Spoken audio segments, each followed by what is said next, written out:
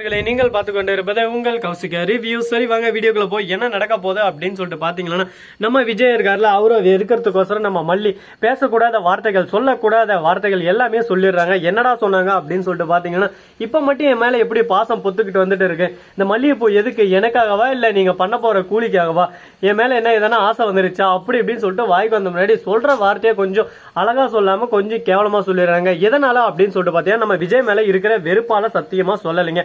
விஜய் மேல மல்லி உயிரே வச்சுட்டு இருக்காங்க. ஆனா இந்த இடத்துல வேற வழி இல்லை. ஏன்னா விஜயோட வெண்பா இவங்க ரெண்டு பேரோட வாழ்க்கை முக்கியமா இல்ல என்னோட தியாகம் முக்கியமான்னு சொல்லிட்டு பாத்தீங்கன்னா, கண்டிப்பா என்னோட தியாகம் தான் முக்கியம். நான் உங்களுக்கு தியாகம் பண்ணி அவங்க வாழ்க்கையை நான் காப்பாத்தியே ஆகணும், வேற வழி இல்லை. விஜய் கிட்ட இந்த மாதிரி கோவமா பேசினதா விஜய் என்னை விட்டு விலக ஆரம்பிப்பாரு. அதுக்கப்புறம் நானே டைவர்ஸை கொடுத்து விஜய் விட்டுட்டு நான் விலகி போயிடுவேன். அதுக்கப்புறம் விஜய்க்கு எந்த ஒரு கேஸும் போட மாட்டாங்க.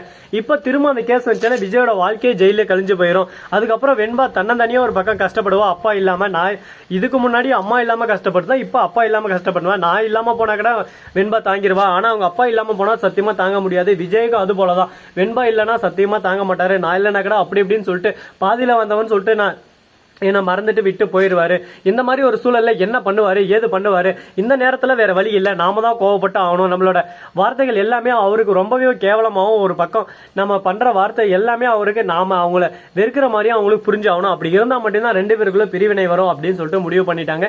இதுக்கப்புறம் என்ன பண்ண போறாங்க, ஏது பண்ண போறாங்க, இந்த பிரச்சனை இப்படியே தான் போயின்னு இருக்குமா அப்படின்னு சொல்லிட்டு பாத்தீங்கன்னா, நம்ம ராஜேஸ்வரி ரஞ்சிதா இவங்களோட சூழ்ச்சி நம்ம மல்லிக்கு புரியலைங்க. இந்த மாதிரி இவங்க சூழ்ச்சி பண்ணி மல்லியை கையெழுத்து போட வச்சுட்டு அதுக்கப்புறம் மீண்டும் விஜய ஜெயில போட வைக்கணும் அப்படின்னு சொல்லிட்டு நிறைய திட்டங்கள் தீட்டின்னு இருக்காங்க.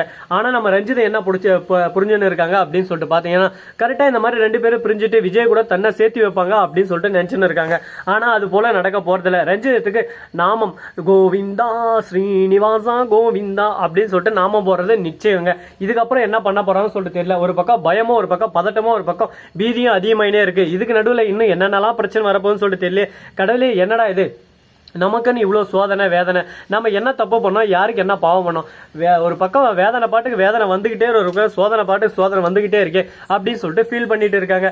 கவலையே வேண்டாங்க, எல்லாமே நல்லதுக்கு தான். வாழ்க்கைனா இந்த மாதிரி நிறைய கஷ்டம் நஷ்டம் துக்கம் துயரம் எல்லாமே வரும்.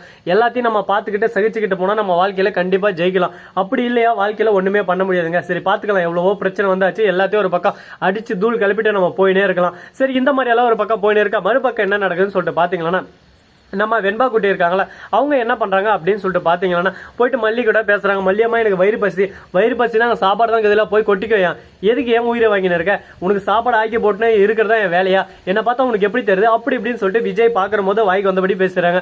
ஏன் மல்லியம்மா இவ்வளவு கோவமா பேசுறீங்க, நான் கோவமா பேசுறேன், நான் இருக்கிறத தான் சொல்றேன். உனக்கும் கை கால் ஆண்டவன் கொடுத்துருக்கல, போட்டு தின்னால, ஏதோ சின்ன குழந்தை இருந்தா பரவாயில்ல, எருமாடு வயசாகுது, இதுக்கப்புறமா எப்படி சோறு போட்டு தின்னணும், எப்படி யாருக்கிட்ட பேசணும் அப்படின்னு சொல்லிட்டு கத்துக்கோ, தேவையில்லாம என்கிட்ட வந்து இந்த மாதிரி கேட்டு வந்த பல்லு எல்லாம் தட்டி போடுவோம், உன் வேலையை போய் நீயே பாரு அப்படின்னு சொல்லிட்டு திட்டுறாங்க.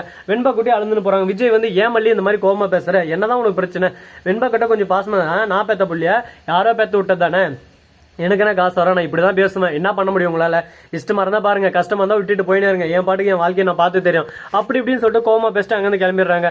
ஆனா மல்லி அந்த பக்கம் போய் அழுந்துன்னு இருக்காங்க. அதை பாத்துறாரு விஜய். இதுல ஏதோ ஒண்ணு இருக்கு அப்படின்னு சொல்லிட்டு புரிஞ்சுக்கிறாங்க. மல்லியை வாட்ச் பண்ண ஆரம்பிக்கிறாங்க. அடுத்த நாள் மல்லி எங்க போறாங்கன்னு சொல்லிட்டு பார்த்தா ராஜேஸ்வரி வீட்டுக்கு.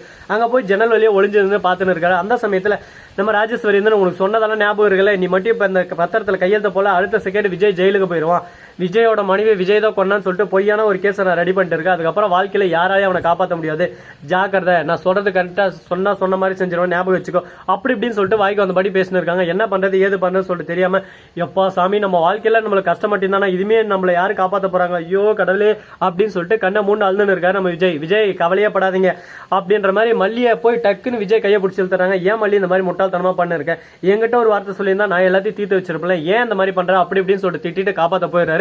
சோ நண்பர்களே, இந்த வீடியோ உங்களுக்கு பிடிச்சிருந்தா லைக் பண்ணுங்க, கமெண்ட் பண்ணுங்க, ஷேர் பண்ணுங்க, டிண்டிங் மேல தட்டி விட்டு போங்க.